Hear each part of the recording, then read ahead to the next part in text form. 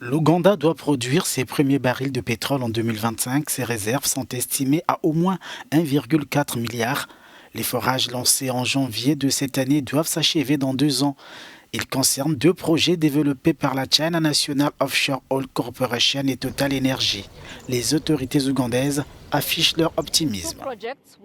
Nous avons 2 projets qui produiront du pétrole brut, le projet Kingfisher et le projet Tilenga.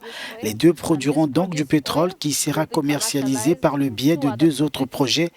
Le Léoduc est-africain qui partira d'ici en passant par Hoima jusqu'en Tanzanie.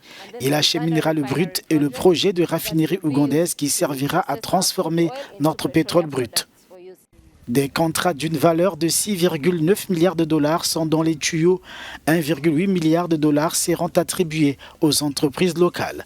Mais au-delà de cet aspect financier, les riverains se plaignent de la pollution de leur environnement. Il y a quelques jours, nous avons été recouverts d'un nuage de poussière. C'est notre principal problème.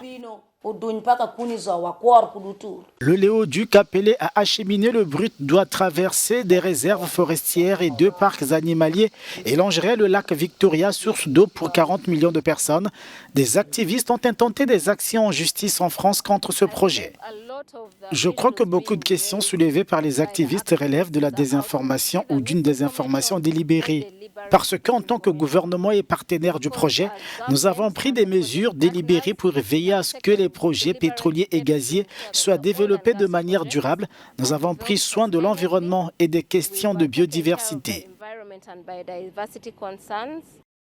L'exploitation du pétrole du lac Albert pourrait être aussi source de tensions entre l'Ouganda et la RDC.